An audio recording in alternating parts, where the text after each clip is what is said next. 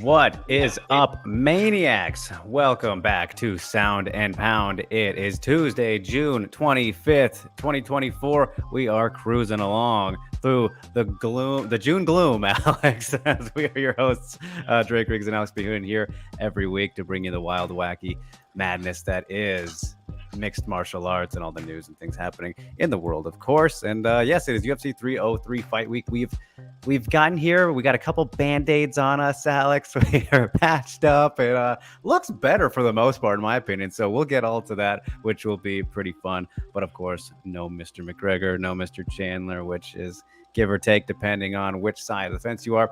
We'll recap, of course, the things that happened this past week because there was a good amount of things that did happen, Alex. So on that note, how are you, my man? How was the trip to Salt Lake City in the end once you got through it? Yeah, well, just to kind of parrot what you said, we are limping along in June with bandages. Limping along. Salt Lake City it's so boring. It's just like there's nothing to do other than going to go look at fucking churches, which I'd rather go eat a fucking rock or go check out the Great Salt Lake, which I did last time I was in Salt Lake City. So, yeah, would highly not recommend go to Salt Lake City. I was waiting to see where you're going to go with that. I was like, can I recommend the lake or? Yeah. I mean, how is that? How is that monument spot? I mean, the 1,000. It's cool. It's like that's if you go to Salt Lake City, like that should be the one thing you go check out. Other than that, like everything closes at 8. If you drink like the alcohol is watered down. There's like 4 really good places to eat. 4. So yeah, it's just a fucking doozy, bro. I mean, that's the thing is like it's a great pass-through city, right? Like, because I passed through last week as well. It's very beautiful to look at, but that's the main thing. Everything else... I mean, also if like you like nature and you like go to hike, I'm sure there's like very beautiful stuff. But like, I'm not hiking during fight week, you know? Yeah, no time for that for sure. But yeah, unique spot indeed. But we got plenty of fight stuff to talk about, Alex. Stuff that did happen there and whatnot. Of course, you guys, if you are new here, don't forget to like, share, subscribe, hit that notification bell so you don't miss any time that we are live. You can even subscribe to our newsletter on the website, which you should definitely do so you get all the articles in your inbox right where you want to see them. And if you are here before, then hey, we appreciate you. Thanks. And do the likes and all that stuff anyway. But let's kick things off with the maniacal moment of the week, Alex. Between our first triple header turf war that we had last week, I'm just going to say I think she still won. It wasn't an amazing card. It was, it was all right. We had some good moments. And I think that's why the maniacal moment of the week pretty clearly, pretty easily for me is old Bobby Nux just cruising through Ikram Aliskerov. I mean, how could it be anything else? That was just a reminder of quit doubting me. Still here, still the Reaper. Too much too soon for Ikram, which was kind of the big question mark. And that is okay because there's been a lot of pushback on him. And it happens every time with guys who are getting this big jump and step up, right, Alex? They lose in this fashion. Bum can, hype train, fraud check to an extent. They're never going to amount to anything. Like, pump the brakes, man. Pump the brakes. We got to do that. This is Robert Whittaker, a determined Robert Whittaker who's in a spot where, man, he's kind of admitted to, taking certain fights less seriously, like DDPs. He admitted he underestimated, and it's only made him more motivated. And we see that in performances like this where just turns back the clock under 2 minutes. Runs through the guy. And I will say this, though, Alex, that Ikram might have an uppercut problem. If that's one thing we need to assess, his 2 losses are just clobbers of uppercuts from the guys who were supposed to fight each other, which is kind of funny. But that was that's the winner of this week, right? Yeah, at 1,000%. Bobby Knuckles just showed levels, bro. There's levels. I think we can all agree Ikram's going to be very good. It wasn't a fraud check in any sort of the word. He took the fight on short notice, flew across the world, and then fought the number 3 middleweight former champion. I mean, dude, Robert Whittaker is fucking so good. Yeah. We'll say that is the third unranked Russian to get finished in the main That's event. true. So, yeah, maybe, Do with that maybe, what you will. yeah, maybe have them fight someone else before getting the main event slot, Yes. But devil's advocate, this wasn't supposed to happen this time. This wasn't the original plan, but still fair to point out. So, fronts of the freedom, though, he says, so if you've seen SLC, Punk, that's enough SLC for making the trip. Have you seen that movie, Alex? I've always wanted to get around to that one. I haven't seen it, though. I have not. Oh, wow. Hey, Yeah. maybe maybe we could be teasing ourselves for the end of the show. Maybe. It could be good because I'm a big Matthew Lillard fan. I think he's great. And I know about that one. So yeah, Robert Whittaker, great stuff there. And now before we kind of move on past this, and I have one more thing to add to Maniacal Moment, Alex, but now what do we do with him next? The Sean Strickland fight seems perfect, but as we talked to Mr. Spouty, what was that, 2 weeks ago on the show here, he believes Sean's pretty adamant on waiting, and that timeline that he said about December, ideally for title fight, right? He said for title fight. Maybe there's an exception. We'll have to just see how Sean feels, but that's not too far off. Whittaker, apparently, I didn't read the details of this, but had an emergency surgery before the fight or some shit. So that's pretty wild with the performance too, but makes you wonder if he'll have to take off a decent bit of time. But I think that's the most logical matchup, Alex. Yeah, it makes a ton of sense. They've never fought. I think it all hinges on what happens between Israel and DDP. I think if Israel wins, there's a good chance Sean steps in and fights Israel. I just don't see anybody wanting a Adesanya versus Whittaker 3. I mean, I just don't. I mean, I there's no one yelling for it. It might sell in Australia, but it's not selling anywhere else in the world. If DDP wins, then there's kind of like a nasty little love triangle right there, right? Because yes, I mean, you would think Sean's the most logical point to get that rematch with him, but Whittaker went out there and finished Ikram. Hey, this is a sport with it's a very recency bias, right? Yeah. Sean went to a boring decision with Paulo Costa. Robert just went out there and started somebody. Yes, DDP knocked Whittaker out, but like I think there's like a story there where you can kind of sell it like, oh, I didn't really care about this dude, right? So there's it's going to be between those two, and how to figure that out. Just have them fight because I doubt DDP is going to turn around and fight in December. So you're going to have some time. No. Yeah, I know it hinges a lot on kind of the outcomes, and just we're waiting on obviously this 305 stuff, which not yet announced by the UFC, but all signs saying official from Adesanya and just DDP saying that he signed it a while ago and all these things. So we were expecting that, but no official announcement yet, which I believe is should be coming next week. Now that I think about some knowledge I have, so I think we'll have something going on in Australia next week. Spoiler alert. So yeah, all right. Let's go through. We have some great suggestions here, Alex. As Hype is here, good evening, sir. How are you doing? Good to see you.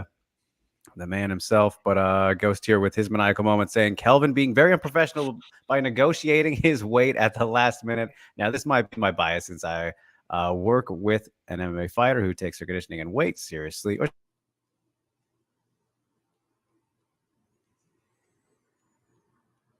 Did I freeze or did you freeze or what the fuck happened?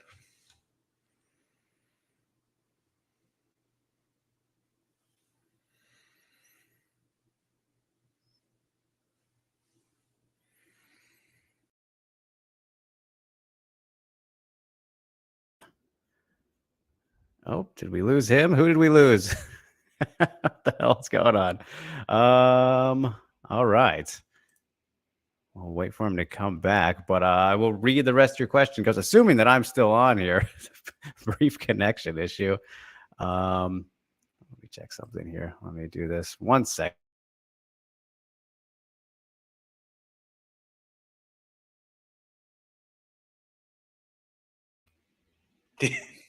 Okay. Freeze? What's that? Did you freeze? I don't know what happened there. I lost you, and then. Oh yeah, no, yeah, Dre, yeah, you're frozen. Yeah, okay, yeah. I don't know if I froze, you froze, so I just left and got back in. All right, the fun of live podcasting. You love to see it, you guys. I know we're back. Sorry about that. Anyway, That fucking Nashville fucking Wi-Fi, bro. Tennessee, baby.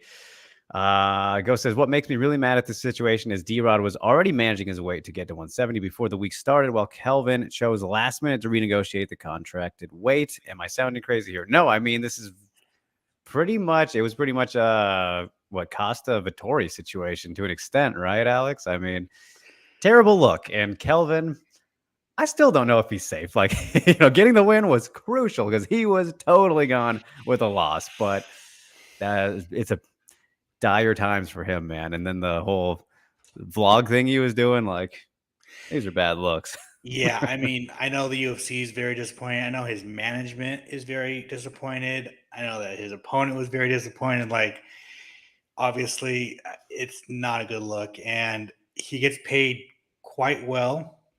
I don't know if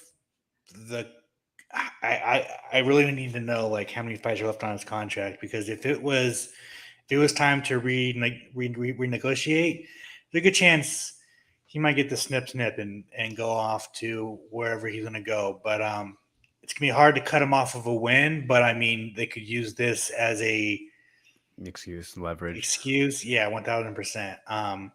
Or though, the other thing is you're going to get matched up against a horrific matchup, and then that'll be your last fight in the UFC. Yes. Yeah, that's probably the likely option there. Yeah. Because, I mean, Kelvin's been around for, 11 years now. You think about he won the Ultimate Fighter at 21. He's got a big old lengthy contract. And those things, they build up over time. Yeah, so, he's going to get like, obviously he's going to stay at middleweight. So you're going to get Kyle Barallo. You're going to get Michelle Pereira. You're going to get fucking Ikram Aliskerov. You're getting somebody, bro. Yeah, no kidding. And I think that Ikram one wouldn't actually be too bad, all things considered. So we'll see. Or Shara Bullet. I've seen people throw that out there. What do you think? I think he'll win that one. Kelvin Gastelum would beat Shara Bullet's ass, bro. Yeah, that's. Oh, don't get me started on that fence grab now. Talk about maniacal moments. Good Lord. Rio says the maniacal moment is clearly the Twitter drama on plagiarism and the people who defend plagiarism. There's a lot of that's been popping off. Have you seen that, Alex? Yeah, good. No, I didn't. I didn't see what happened. Just the content stealing shit and how that's championship rounds. There's one of them. There's one. Take the videos and just fucking tag, bro. Like what? No crediting or sourcing, which drives me insane when you want to see the full thing. I mean, but you notice this. I'm going to call them out right now because I think they work for Bisping's channel or something because they always put his links in there. Do you notice that? Interesting. They always do Bisping's links, but no one else's. So I'm calling you out there. Fuck those guys. Yes, indeed. Jimmy says, I don't want to talk about this. Maniacal moment for me is Paige Van Zandt signing up to Power Slap. In the NFL, they have retirement plans. The UFC has Power Slap, as Eric McGracken explained on TikTok. I'm just going to say, I don't know. I don't know if I have anything to comment on that. It's I don't know. I think she has a pain fetish or something, Alex, an embarrassment fetish, because it's just all of the sports activities she's done post UFC have been not good. Have been very bad, actually. So I can't wait till we eventually find out how much she made from that, and it causes a big old thing about, oh, the Power Slappers, though, they get like $2,000 and she made $1 million. Right. I know. There's no way she's doing it for that price. So it is what it is. Rain says, how about from Maniacal Moment with reporters asking Rob that he would have lost to Hamzat and Rob giving the goated answer. If it was a wheels, he'd be a fight. Yeah, that was hilarious. Those Russian reporters, those Saudi that was reporters, Dennis. Shout out to Dennis. No, there's other ones, dude. Terribly. Dude, there's other ones, dude, that were just pushing Volkov, dude. Like it was Yeah, insane. that was weird. That was very weird. Like, bro, knock off your sarcasm and answer the question. Yeah, okay. Like, okay, Jesus, take it easy. Yeah, that was a scene. We're getting some crazy scenes lately. Right. Oh man. Let's see. What else do we got here? Hype, you're a little bit late. This was last week's talk, but yeah, Kai confirming he's going to 125, or maybe he didn't confirm it, but we confirmed that last week. So, yeah, that was last week. You're all over the place, my man. All good. But yes, that will be interesting. We might get some fight news this week too. Yeah, that is certainly possible. Rainiel Urge is here, says, can the maniacal moment be one superstar, Mikey Musumeci, going to CJI? Yes, that was news this morning, I think. Man, but I'm gonna get credentialed to that, and I might go to CGI instead of ADCC this year. Hell yeah, Man, they're popping off. Man. Yeah, crazy news there. I'm fascinated to see how all this shit unfolds, man, because it might get nasty, as we've seen. So,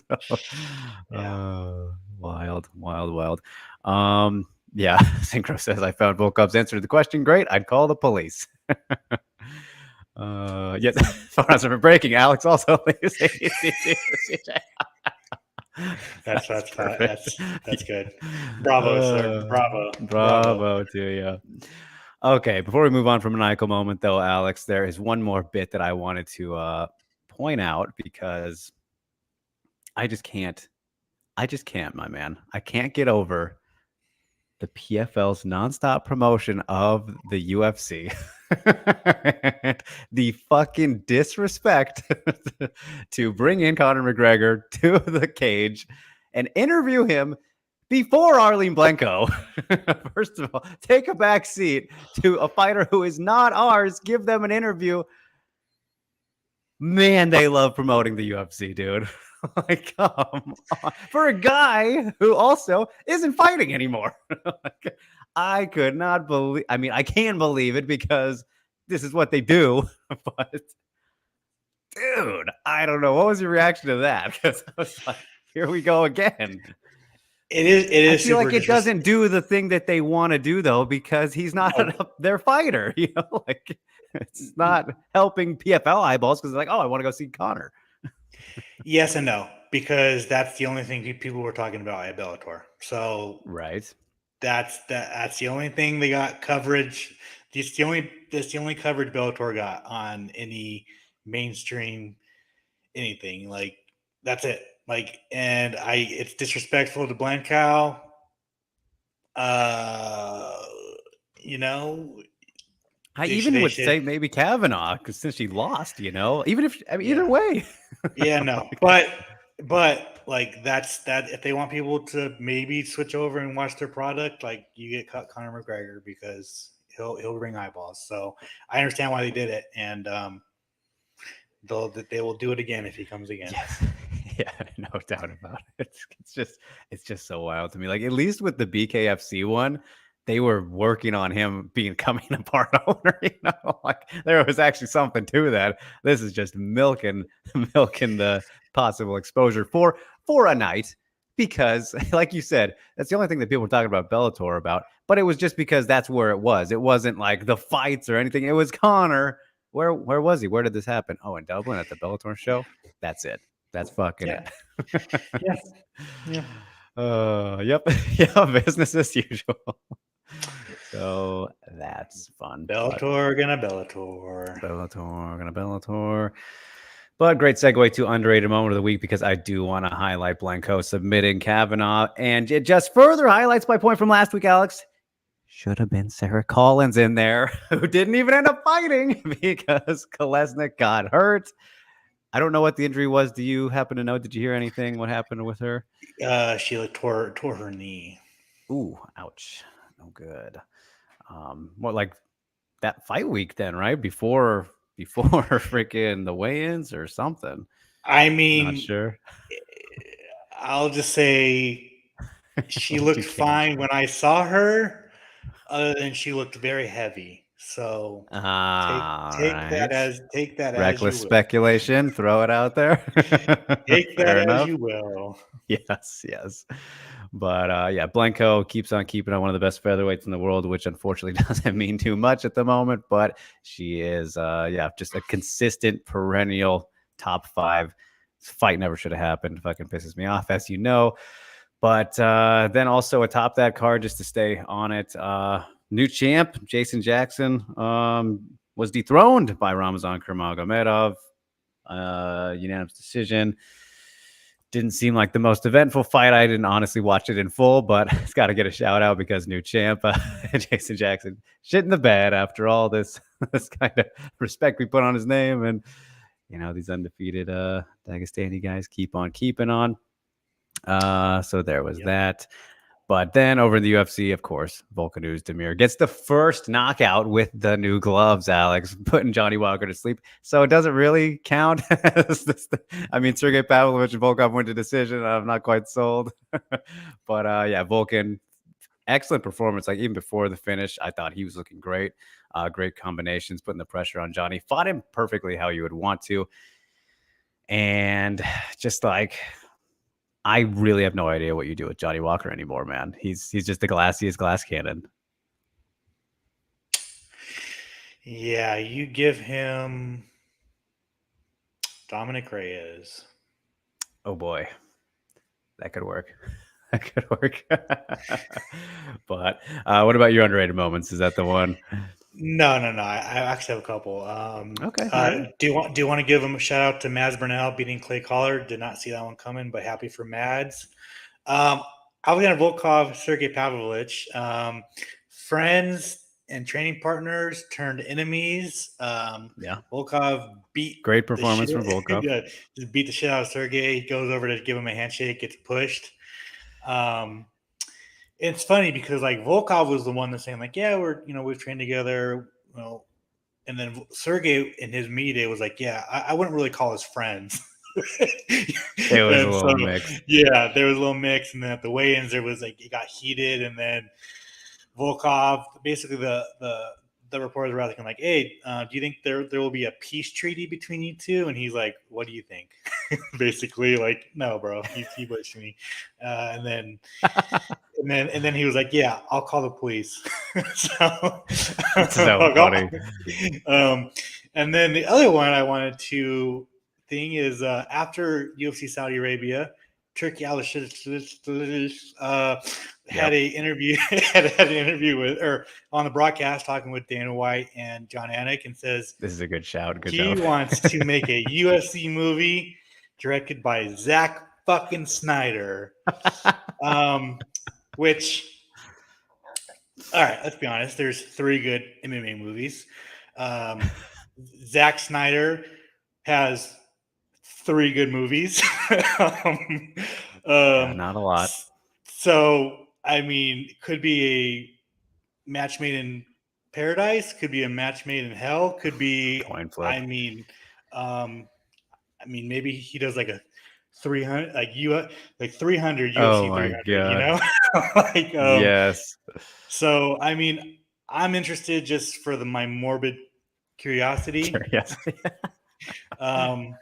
But yeah, so bring it on. I don't give a shit. Yeah, we'll see where that goes. I mean, he's making things happen, so I won't be surprised. But hey, at least he wants women. He wants women in Saudi Arabia next yeah, time so that's a surprising plus. We'll take that. Slice Bread Ed said, "Is that the chat, Alex?" Yes, it is the chattiest. There you go. And Pat is here. Good to see you, Pat. Thanks for tuning in. Hope you are well as well. Ghost says for his underrated moment, Rob Whittaker's read and adaptability. He clearly prepared well in short notice and saw that Ikram panics when he gets fainted at. Granted, the short notice nature, but what makes Rob's performance stand out to me is that he was able to make the read in the fight and capitalize on Ikram's habits. Yes, he did a great job, guys. Been around the block a couple times. Synchro says, can I say for underrated moment that Muhammad Naimov, the dirty cheat who need Nate Wook in the Nads, gets finished by Lima? I hate Naimov, but I am not a hater of Muslims, to be clear. Thank you for that. But yeah, Thank you for big your time. clarification. Yeah, we appreciate that, Synchro. But big time win from Lima. That's a good shout. Thank you for mentioning that. That dude's gonna be a fucking savage at bantamweight. Whew. Yeah, some good potential there. One to watch out for, and yeah, great first win. Great first win there. Hey, look at the UFC signs a really good prospect, and he goes out there and shines. What a fucking concept, Who would have thought? Who would have thought? What a concept, dude! What a concept! Yeah, crazy. Jin says, underrated moment, the fact that our Saudi overlords kicked out Shamil Gassiev versus Frozen Strike out of this card and got Rob Whittaker on it. That is true. That is very underrated, actually. Yeah. The Saudis might be doing questionable things politics-wise, but they are holding good boxing events and making the UFC try, so that is good. There is a plus in that regard, yes. So Spread Ed says, imagine making Rob look like he's got Ngannou power. Did the 2 weight cuts for Ikram have an effect, given he has scheduled to fight earlier? Possibly. I mean, yeah, I think that's definitely maybe a small factor. I don't think it's the biggest thing, though. I think Whittaker is just still that guy. But also yeah, has a uppercut problem. There's also something to that. I think we might have to watch out for. As Pat says, Lima is absurd, up a weight class on short notice, and beats a guy who hasn't lost in the UFC yet. Just needs to stay active. So yeah, we will keep an eye on Mr. Lima there. But before we segue on and go to this week, Alex, you mentioned Mads Burnell getting the win there, and I did want to put this into underrated moment because it doesn't fucking matter. It doesn't matter at all. The PFL's own format self-sabotaged their main event where fight doesn't mean shit. Okay, so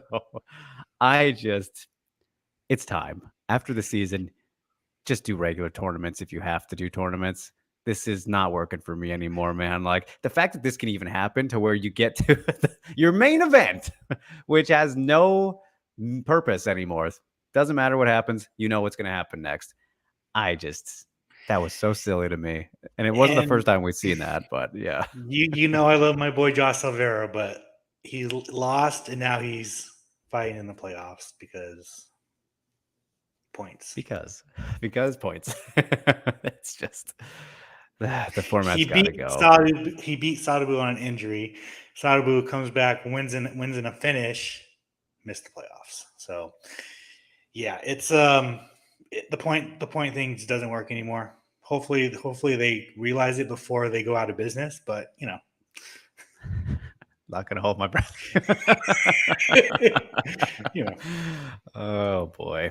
But yeah. Slice Bread Ed says we need Alex on Misfits. There you go. I mean, he's training every day. Well, you see, I'm a grappler and I'm a boxer. You know what I'm saying? So yeah, he's gonna get on the CJI. Come on. Yeah, come on, dude. Synchro says I really like Bernal versus Collard. Why am I one of the few guys interested in PFL? Is it really that bad? The thing is, man, it's like the fights are interesting. It's everything else. Pretty much ruins it.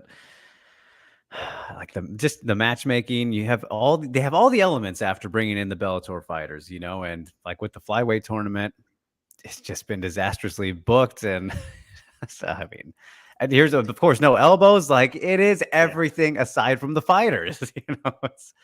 It's just do you even call it MMA at this point if you can't use elbows? You know, like exactly embarrassing. So, all right, let's get on to the good stuff now. Let's go to the Mania main line. We got things to talk about this week. UFC 303. Invicta is back. Invicta 55. I'll be at that show, Alex. The first Invicta that I've been to, so that'll be a fun experience. I'll be driving up there on Friday just for fight day. Get some coverage there. That'll be a good time as they head to CBS. But you better give my girl Taylor some coverage, bro. There you go. Yeah. Shout out to Gordado. What are we looking forward to the most, Alex? Aside from the mains, you know, we'll get to our predictions and all that stuff for there. But throughout the weekend, I know what I'm not looking forward to. Oh God. Myra Oh Flynn yeah. versus Macy Chiang Did you Song, see? which I did it. I did it I for you. did. Yeah, that's what I'm saying. And you should all go read Drake's op-ed Yes. on why you should care about that fight. I don't Yes. give a fuck about that MMAmedia.com. fight. I could care I less will about tell that you fight. real quick. Man, it is so goddamn easily to trigger people with a story like that. Some of the reactions I went and read the have comments. been even some of the tweets, like people got some problems internally when they're that upset about about that article. That's how you get views, though. You know what I'm saying? Hey, you called for it. You got what you asked for, my man. So besides that fight, I'm Yes. yeah. So probably, I mean, obviously Brian Ortega versus Diego Lopez, like that's just so fun, and I hope Oh, yeah. I hope they just go on their backs and just grapple. You know what I'm saying? Like just go right ahead and Yeah. go do that. Cub Swanson versus Andre Fili should be a very fun fight. Cub Swanson back in front of fans. Ricky Simone versus Vinicius Oliveira. Opening the card should be very, very fun. Honestly, like Look Dog's really good, but it's a big step up in your second fight in the UFC. Yeah. In the stacked bantamweight division. Other than that, I mean, Payne Talbot, I'm very interested in that dude. He sold me. I was Sold not us a a Payne. ticket that last fight. Yeah. 1,000%. So I'm on the train. Choo choo, bro. Yep. Yeah. So those are the fights I'm really looking forward to. All right, yeah, some good choices there. I also have Ricky on my list. Shout outs to the hometown boy. Feels weird to say that and not be home anymore, but yeah, the Vancouver boy getting looking to snap the losing streak there. Should be a good one. And before I give the rest of mine, I don't know if Cole is being sarcastic here, but he says it's not totally random matchmaking, not handpicked to get the results they wanted. I believe that's sarcasm. Yes.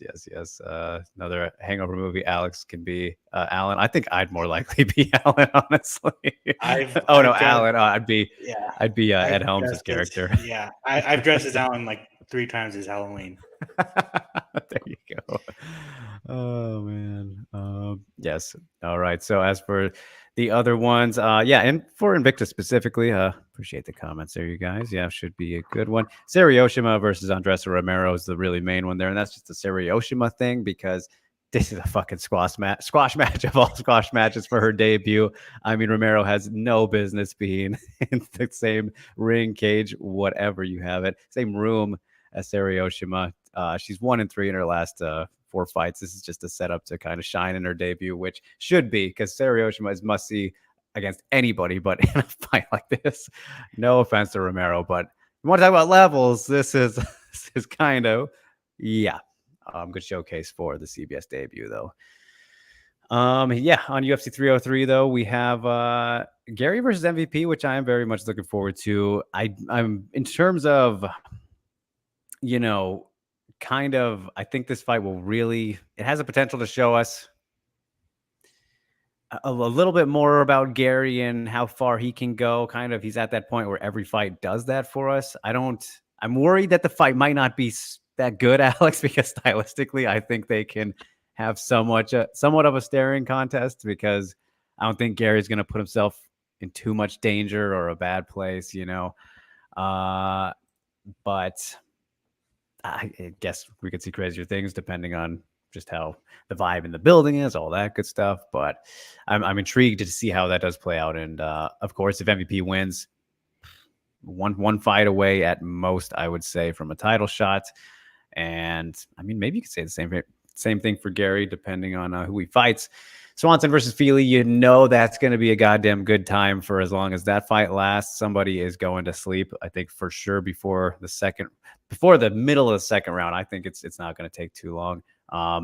Unfortunately, Fili's chin's kind of giving out a good bit over time, which makes for more fun fights and highlights, but not results for him. Should be good. And yeah, you mentioned Payne Talbot, so those are the ones I had there. So we got some good ones, but all right, now let's look through the main card specifically here. Top to bottom for the big show. Let's go bottom to top, Alex.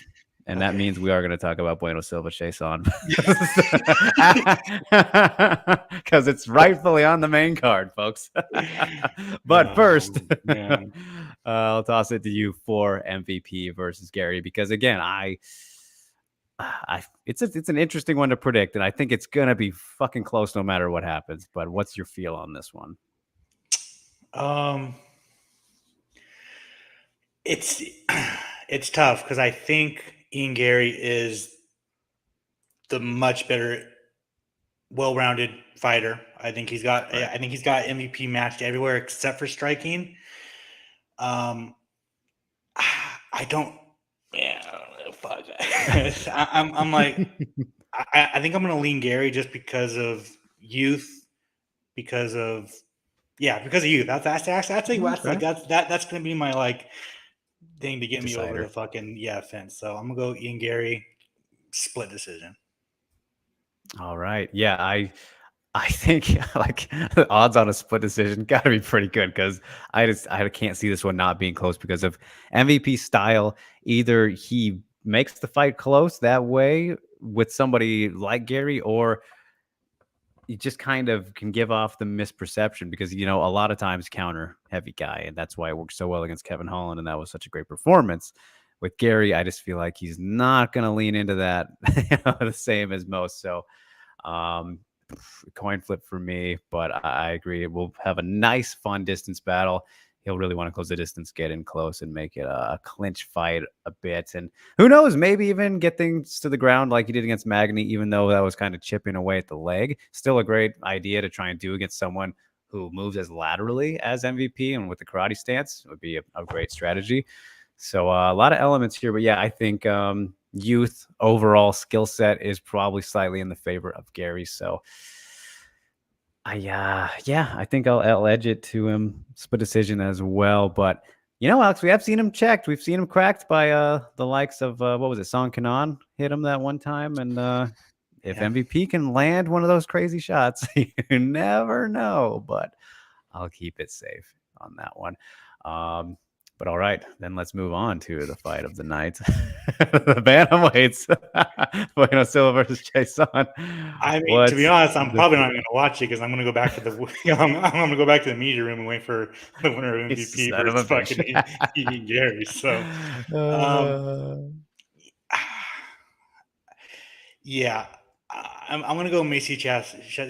Just she's bigger, stronger.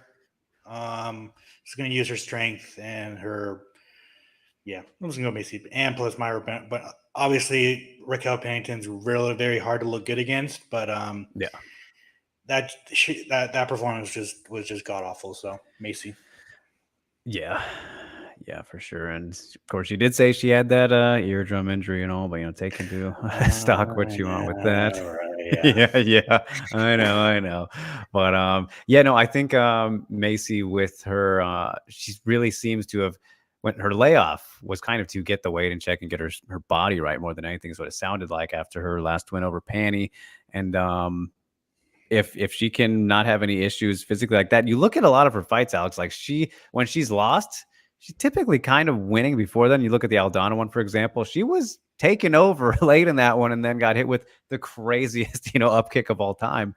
But when she's on, she's pretty on. And we know she hits very fucking hard for the division because she is just a very big girl and used to be a featherweight, all that. So now getting acclimated fully properly to bantamweight, scary thought. She's just a better striker between the two. That's really no secret. It will just be problematic for her on the ground and, messing with potential knee bars and locks that Bueno Silva can latch on, which is certainly possible. But I think I will, I'll go with you there, lean Macy also, and I'm going to say second round sub. Somebody's getting finished in this one. I believe it. I've talked myself into it. I fucking hope so. Oh, man, what a fun time. All right, so then speaking of finishes, I think probably safe bet in the fight after that, the middleweight versus light heavyweight, 10 versus 10, Alex. At light heavyweight, we have Roman Dolidze coming in just out of nowhere. You want to talk about bandaged together fights on this card? This is the one. These guys were not doing shit 2 weeks ago. Here comes Anthony Smith and Dolidze. Um, this is interesting though because of all these elements. Like, I really am not sure what to expect out of it. Of course, Anthony Smith, he did the thing last time out. Reminded us, yeah, I was in gatekeeper mode maybe, but don't count me out necessarily. Dolidze has not looked too great recently. Needs to get a good win here, and why not under these circumstances? Certainly can against Anthony Smith if he fights to his strengths and just really goes to have a fun ground battle. I think he can. He should. His top control is very good. If he gets on top of Anthony, I think he's probably just going to pound him away. It's going to look similar to the Glover fight, maybe something like that. If he can get him there, which I think is certainly possible. Lionheart, baby, Lionheart. All right, okay. How's he do it? Knocks Roman Dolidze out, bro. Oh, all right. I'm curious to see how he looks physically too. Just kind of going up, short notice, all this. No, this is what's gonna happen, bro. He's gonna knock Roman Dolidze out, and he's gonna fight Alex Pereira later this year in like December. You actually think it's possible? I wouldn't doubt it. I wouldn't doubt it for a second. See, that's how I feel too. When he said him and Bisping were talking about that, and I wrote the article, and there were like all the comments like, no fucking way it's gonna happen. Like, you guys really don't think the UFC would skip over Ankalaev for that? Like, I'm not saying I want it to or I think it will or anything, but there's a chance. There's a decent chance. Honestly, oh my god, I will go as high as 50-50, bro. 50-50 Anthony Smith gets it over Ankalaev. Oh, that would be quite a travesty, but it's not surprising. Jesus. Yeah, we'll see. Their post fight work will be very critical to that too. So we will see. We have a lot of good comments in here. I'm trying to catch up on you guys, but what was it? What do we got here? Sliced Bread Ed commenting on the co-main event, which we're about to talk about. So he says, not really sure why Brian took the fight unless they promised him the next shot if he wins. Not complaining though, great fight for the viewers. Just seemed like high risk, low rewards. So I don't think the title shot thing's true, Alex, because he said he's going to lightweight after this, right? He's like, what can I say about this? He made it sound like he's definitely not expecting a title fight. Yeah, he's saying that basically if he doesn't get a title shot, he's going to lightweight. He's trying to pressure him. Okay. Yes. Not a bad move, especially if he wins. Some good leverage there. But co-main event, this fight is, I think, going to be so awesome. Really, really just loved watching Diego Lopez have this success in the UFC, man. And I mean, he's getting better every time. That boy's got hands now, which is a horrifying thought. And honestly, if he continues to build and look the way he has going from the Yusuf fight to this one, I think he's going to beat the fucking shit out of Brian Ortega. But of course, levels again. We see T-City can take a goddamn beating more than maybe, he's in that 0.5% of the world. He takes beatings like no one else and comes back. So he is never out of a fight. And that is the thing here. Diego is going to have to finish him probably early. Otherwise, Ortega is going to do Ortega things because we've seen him get so many third-round comebacks. It isn't even funny. And even when he gets beat down by the very best on the world, Max Holloway, Alexander Volkanovski, he hangs in way longer than anybody should. So that's kind of the hinge point there for me is if Diego can, let's say, not gas from beating his ass or find a way to tap him, which that's a hard thought to think about him doing if it's not after punishing him on the feet or in ground exchanges. So experience might be the big factor here. And I hate to say it, but I'll be safe. And I think we'll see kind of a vintage Ortega comeback, but he's not winning the first round. I promise you, he's going to get thumped up pretty bad in the first round. Do you feel the same? What do you think? I love me some Diego Lopez, but there's no way he's winning this fight. I don't see a way he beats Brian Ortega, to be honest with you. The only person to finish Brian Ortega, it was a doctor's stoppage, was Max Holloway. True, very true. Alex Volkanovski couldn't finish him. Name all the rest of them. They couldn't finish him. He's insanely durable. Diego Lopez is getting better at boxing, but he's not good enough to finish Brian Ortega. And if they go to the ground, Brian Ortega has the better ground game. so he's not going to tap Brian Ortega. So unless he wins a close decision, which I don't see that happening, I think Brian Ortega is going to finish Diego Lopez like second round. All right, yeah, I can see that for sure. But all right, you guys, I'm gonna breeze through the comments real quick before we get to the main event here. Don't forget, you can leave the ones you leave in. We will get to at the end of the show, just so we kind of stay on track here with the topics. But we are not missing you. I'm starring them, so don't worry. And yes, thanks. Hype shout out to Memphis Drake. That's the new nickname, right? Well, this one's kind of on track here. MMA Jesus asking Alex, can you ask Ian why a 6'3" welterweight like himself only weighs 180 on fight night? Is he still vegan? So I guess you can ask about his veganism or things like that for media day. What, tomorrow, right? What do we got here? Jin says, how incompetent is the UFC to put on 303's original card, but be able to make it a better card after counter-ranges? It really is funny how they just, shuffled it together in the need of something better. So I don't know if I want to say easily, but it's possible. Reminds me of 276 where Hamzat, 279 where Hamzat missed weight. The UFC made a better card as a result. Yeah, crazy times that was in a day's notice too. The complete shuffle of shuffles. Sliced Bread Ed says, crazy that Swanson and Feely have fought everyone at 145 for a decade and haven't crossed paths until now. Yeah, you would have thought this one, when I did see that it was made, like originally, I was like, is this a rematch? No? Okay, all right, cool. Cole says, maybe a hot take, but MVP versus Gary is not going to be good. I think it could be like Romero, Izzy, where both want to counter each other and don't throw much fight. See, that's my fear, Cole. That is exactly my fear with that fight. I can totally see that being the case too. So hope that we don't have that happen, but we'll see. Rio says, surface level analysis by me. MVP has beaten a bunch of cans and Kevin Holland. Gary is smart enough to game plan for him. He's got, towards the later half of his Bellator career, he started fighting some good guys. So that misconceptions faded away a bit. But yes, he had a lot of favorable matchups early on. Rio, no doubt about it. Ghost says, I want to see MVP get taken down when he throws a flying knee when his back touches the fence. Yeah, that would be a smart approach there from people. James wants Anthony Smith to lose because he's annoying when he talks about Alex So many people feel that way. Go ahead and do your plug, Ghost. And Pat is on board with the Lionheart title run. So let's get to it. The main event, Alex, UFC 303, Alex Pereira versus Yuri Prochazka 2. Boy, oh boy, another heater. How do we see the sequel going? First one was pretty good while it lasted. Little bit of controversy at the end, but nothing crazy. Yuri didn't have issues with it, so that helped simmer that down. But short notice rematch, they were already thinking about each other, so I don't think that's too big of an effect in that regard. But what's the final thought here?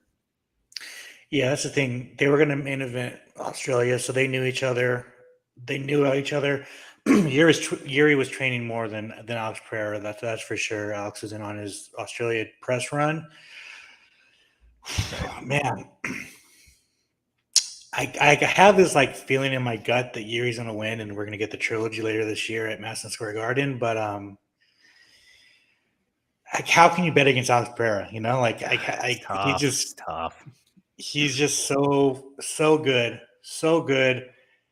The first fight, my thought about the first fight was like Alex does get chin checked a little bit. Like Yeah. he gets touched. He gets touched, and like he doesn't have the best chin. And Yuri just hits so damn hard when he cracks you, and he's so weird.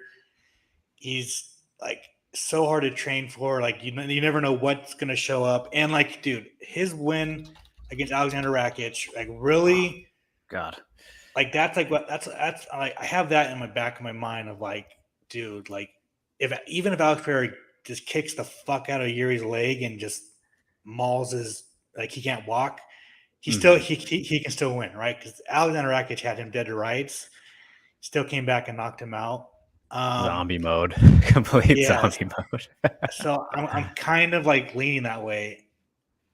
So and like last week I was like full on Peloton. So as of today, June 25th at 12:52, I'm leaning Yuri right now. Oh, there we go. Yeah. I feel the same way, really. And you look at kind of the first fight, and I think what's going to be a big part of this is, Yuri took him down once, and he went for 3 total takedowns. He got him with the one. Pereira continually improving his grappling defense, his get up ability, all these things. But I think if Yuri can, again, we want to see them fight on the feet. We want to see that, but smarter for him to impose more of a takedown heavy approach, at least mix it in better, because he had some success. He got him down there, had the moment. He can do that.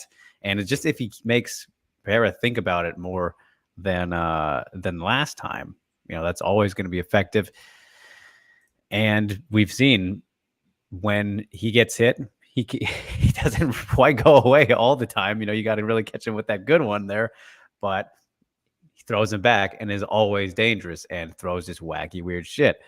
Having been in there once with each other and seeing what each other is like, we've seen Yuri adapt from rematches before with King Mo. Obviously, very big, different styles matchups there, but came back from the loss that he had there and completely styled on King Mo, made great adjustments there for the type of style. So he's good at game planning in rematches. And not to say Pereira isn't either, but from the sample size we have with Yuri, I think it will be fascinating to see how he does approach it if he goes the smart path, which would be to kind of mix things in better, back up Pereira, kind of do what he was doing for the most part in the first fight, except, get more takedowns in there and don't rush into that kind of kill shot that hit him at the end. So yeah, I think he'll find the chin. I think it'll probably go to the round 3 though, after maybe a little bit of a slower start than last time, but it's so fascinating. Both of these guys, whenever they fight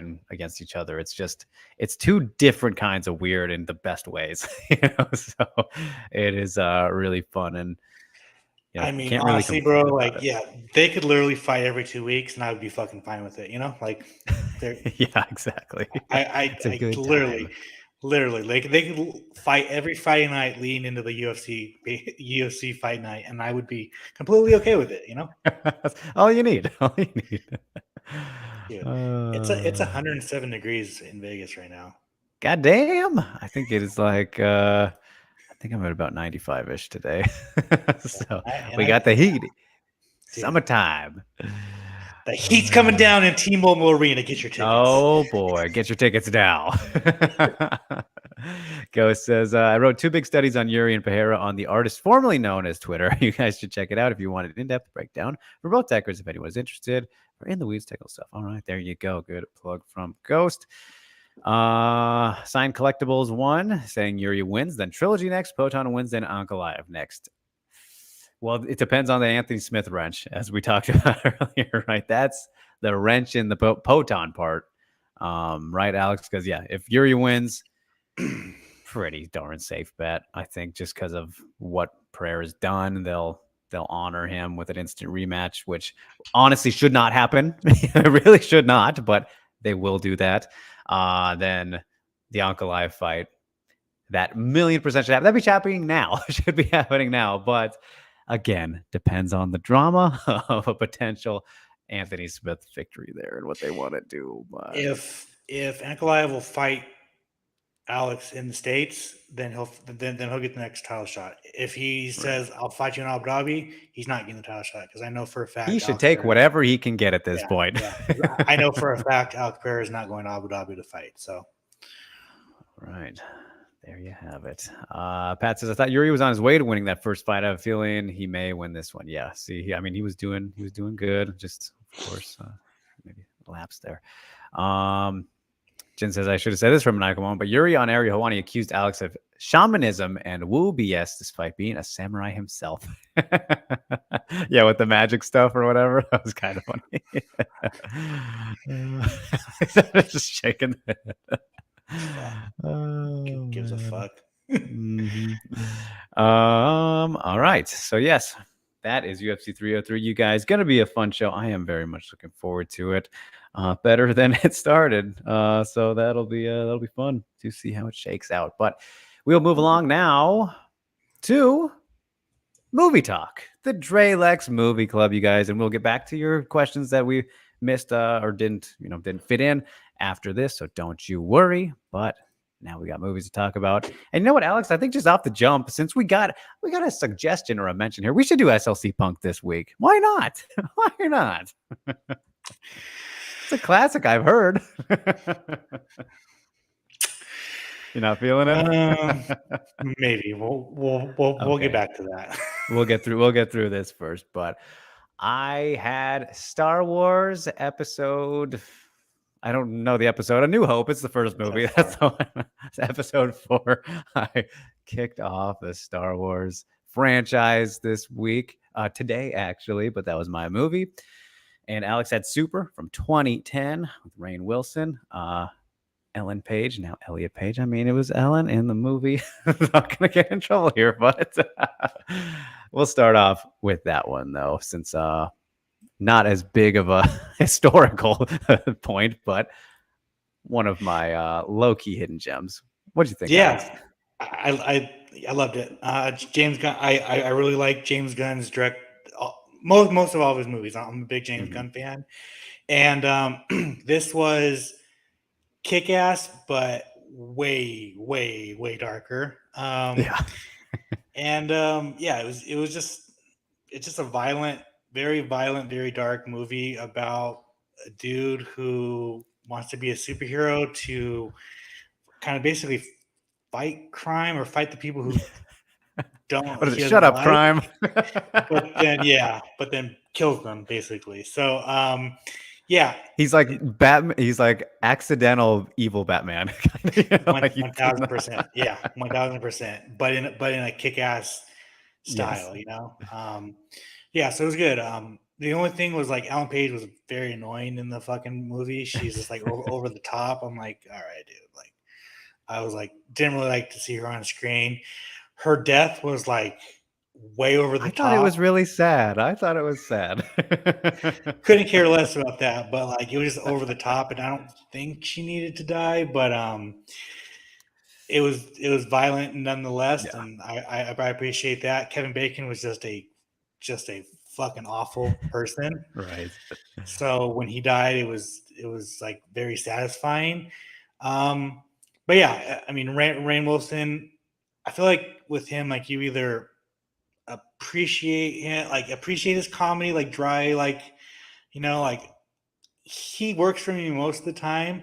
And this was like what? How many years did you say? Like this is after The Office?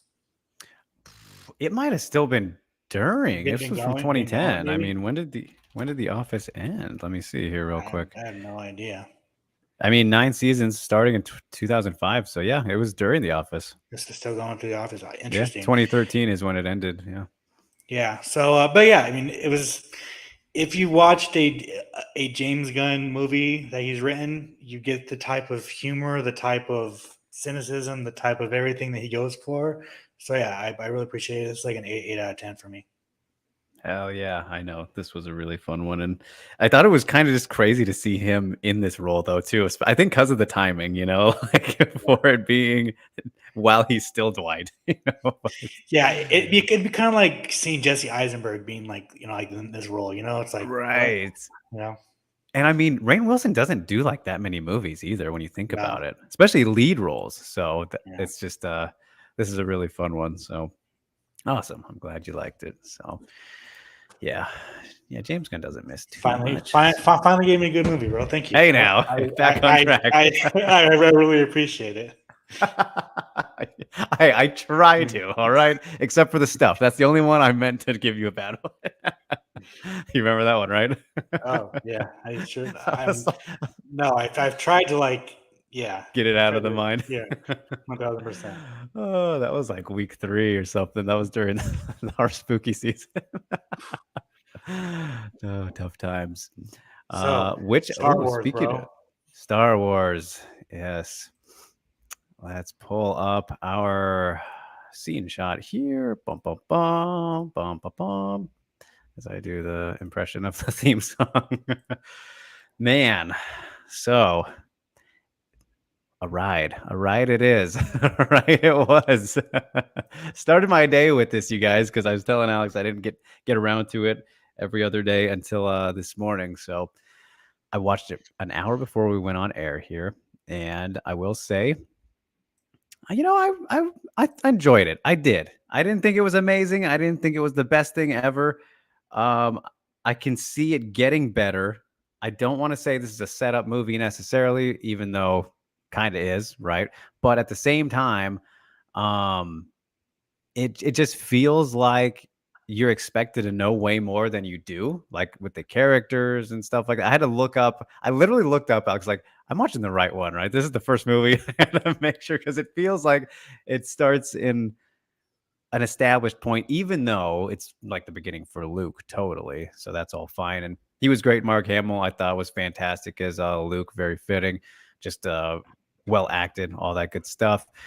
I will say it was funny.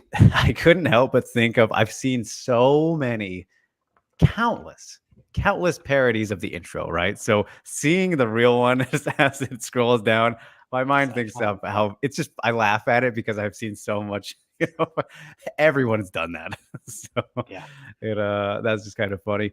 The film quality, like the actual quality of the movie, really great. I was kind of pretty surprised by that. Just the quality of the visual of, Still, yes, still holds up, dude. holds up very well for sure.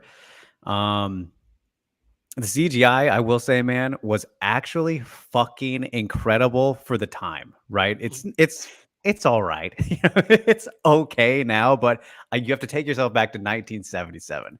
And it's mind blowing, actually. I can imagine putting myself back then and being like, holy fuck, Jabba's a big fucking slug guy.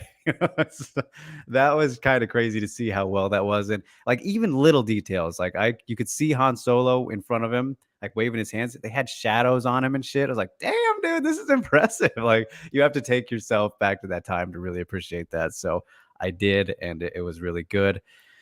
And I mean, it's better than some fucking movies since then.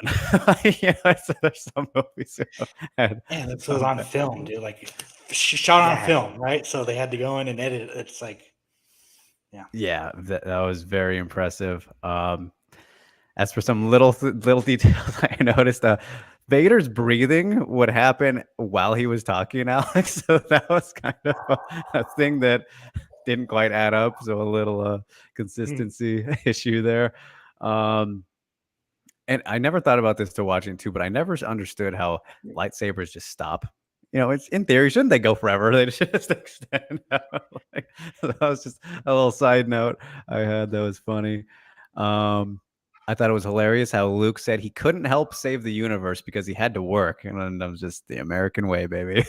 That's a funny little part of the movie. And there were some solid laughs in here, but by far, hands down, easily, my favorite part of the movie was Han Solo. I mean, Harrison Ford fucking just, I get it now. I get it. This is why he's iconic.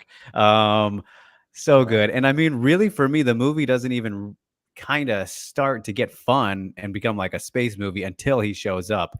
And it's just such a fun character. He feels like the main character you play in a video game. He's just so great. I want to I think I want to continue watching just for him because he's just such a fun aspect of this and really makes it, I think, and adds all those elements of how you would react into most of these situations. I think so. He's just excellent in this. I think that's the real Adrian Yanez in the chat. But who shot first, Han Solo or Greedo, bro? I think Han did.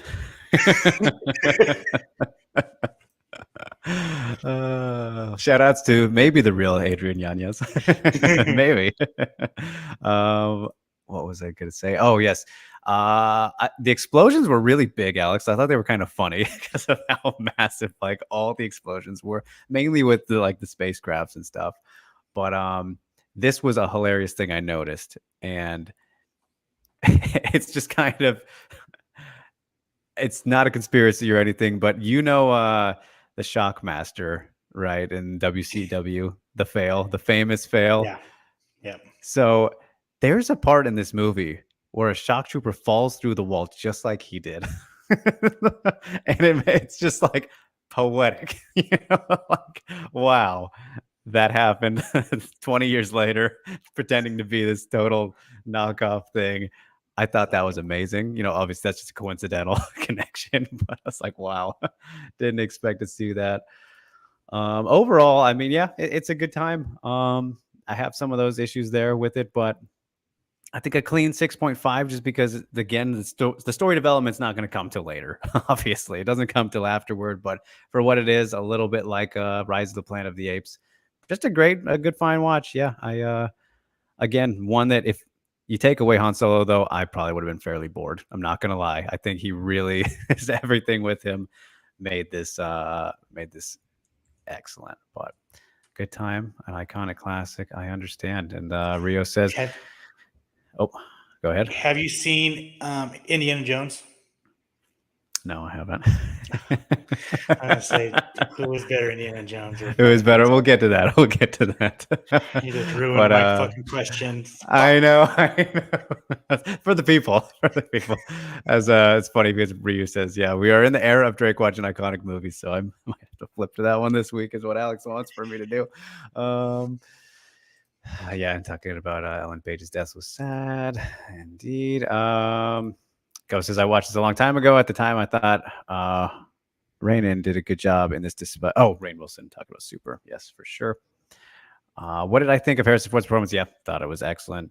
Perfect. He can't have anyone else in that role. He killed it there. Yeah, iconic. Yeah. For both of us, is Mark Hamill more iconic as Luke Skywalker or the voice of the Joker? So I'm more familiar with the Joker with him, but I mean, it's probably hard to go against Luke Skywalker just because you look at the reach of Star Wars compared to, the animated Batman. It's probably got to be that by default. But I know a lot of people think he's the best Joker by far. I mean, yeah, 1000% Luke Skywalker. He's way more iconic by that, but like he by far has the best voice of the Joker. So like, right, it's like apples to apples, Yeah, for sure. Okay. The laugh, hell yeah, bro! The fucking Joker laugh. It's he's quite good. I see that Adrian is debating whether it's him or not. People are like, it is him. Love to see it. Shout out to Mini Doc there, I guess. But he says, voice of the Joker. It's the laugh. There you go. So there we go. Well, hey, we're setting the people up. Adrian, you want to come on next week, man? Let us know. We'll get you on, brother. Yeah, we'll need you for what is the event next week? There is no. Oh, event. Perfect. That perfectly lines up then. Yeah, if Adrian wants to be a guest, we'll figure it out. But all right. So that wraps up the past. So, all right. I will watch SLA Punk. I don't give a shit. But would you rather watch that, or would you rather watch Empire Strikes Back? I'm not going to force you to watch Return of the Jedi, but Empire Strikes Back is by far the best. Is that the second one? You're letting me skip the second one? No, it's the second one. Oh, okay. I was like, you just want me to go out of order?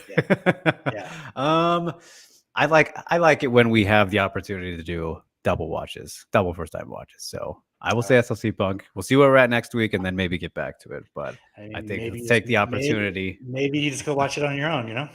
That's also true. We will see. Because I mean, Han Solo, entertaining as hell, man. So, there we go. We got the smiles. So all right, SLC Punk this week, you guys. There we go. But we will close things out with our Q&A from the questions that you submitted throughout, or comments, whatever we got here. I try to keep up with these. I should probably get back on trying to get Ghost to help us with them, because I think I had a way and I lost it, but I'll figure it out. Gunther, good to see you, says, this is one of my favorite chat rooms on YouTube. Most of the people here are sharp with wit and have surprisingly deep takes about MA. Does Drake and Alex agree or not? Oh, we appreciate that, Gunther. I'm sure they do too. Absolutely, dude. We have the best chat pounders. Come on. In all of YouTube, dude. What the fuck question is that, dude? Of course. Yeah. Come on, man. Don't even need to put that. Yeah. Respectful, funny comments, dude. I mean, let's fucking go, bro. There we go. Stick around, Gunther. More where that came from. We're just two dumbasses talking about MMA, dude. It's nice to have some a nice section. Yeah. For sure, for sure. Slice Bread Ed says, doesn't Shavkat have a sister? That's a fighter. I thought she was going to be on the Contender Series. Yes, Shara, I think, Rachmanova. I don't remember her first name, but yeah, she's very good. She's, I mean, on track to definitely get in the UFC one day. I think she's kind of taking some time off right now. She got married recently, I think. But Alex, have you heard anything about Contender Series? I remember seeing some stuff, but she's got to be on the radar because she's very good. Yeah, she was on it last year, but her opponent got hurt, so I wouldn't doubt it That's right. if they rebook her or not.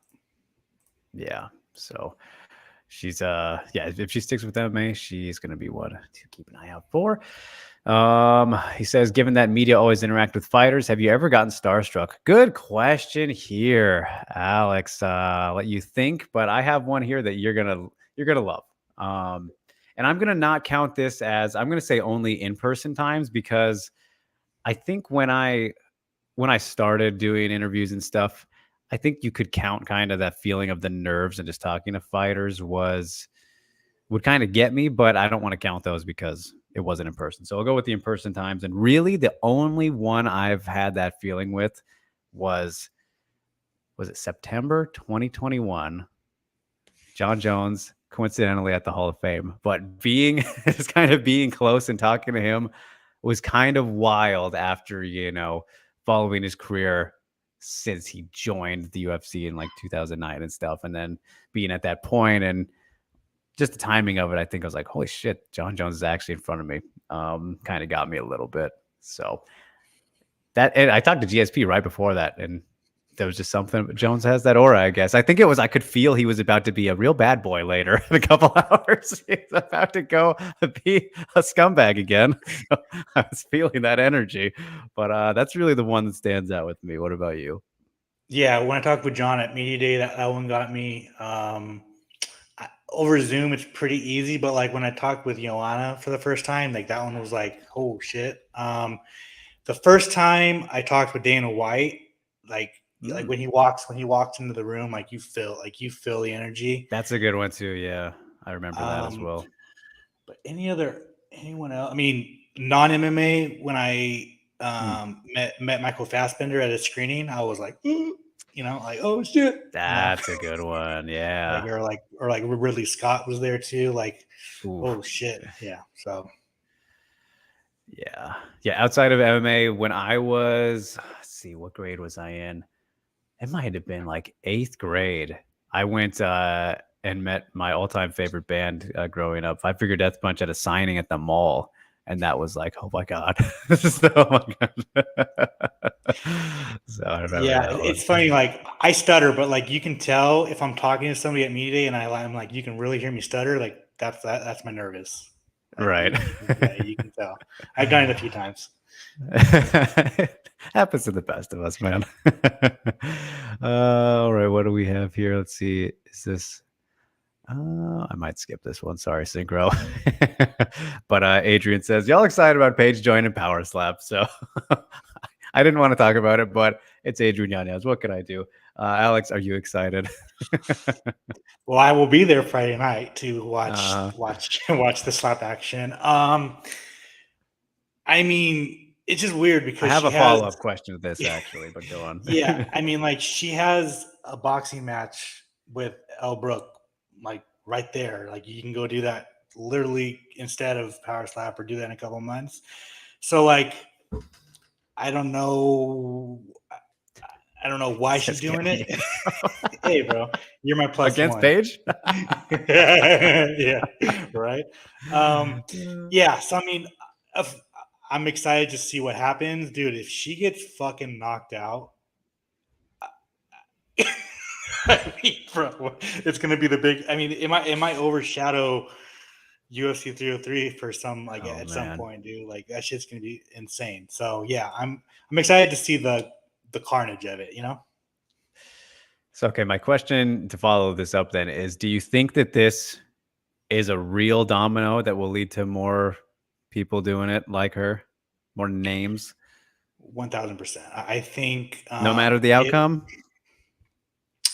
Just so you can speak on it. It's where I've talked to a lot of MMA fighters who like said there's no fucking way I'm doing that because Right. I don't get to defend myself. Yeah. But I think like the weirdos like Mike Perry, like you know, like there's some people that will do it. Also, I think people that like maybe get cut from a big promotion looking for another paycheck. It depends on how much Power Slap's going to pay them. Like that's what it's all going to come down to. Like if they pay you, let's say like $250,000 to take one slap, like are you doing it? That's a good point. You know, I mean, especially if it's more than they're getting in MMA. Yeah, $250,000, bro. I'm taking a slap tomorrow. You know, like absolutely. So it all really depends on how much they're paying, and also like egos put aside because there's a good chance that like Diego Sanchez, like is he gonna come do power slap? You know, like. We don't need him to do that, though. That's not a good idea for anybody. Oh boy!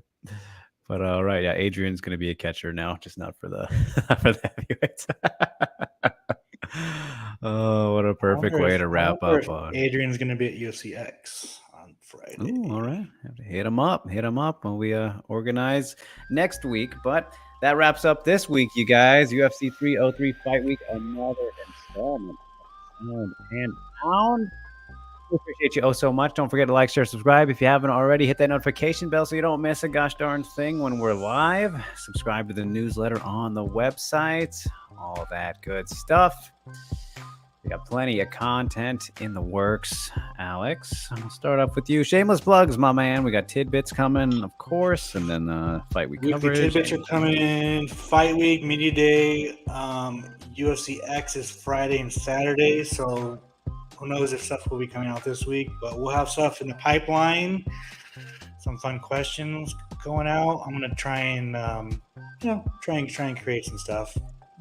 Nina Drama isn't the only one that makes fun content. Okay. Yeah. Okay. There you go. We're fun too. Just like my persuasive article on Mayra Bueno Silva versus Macy Jason on MMAmania.com. Go read it now. Yesterday.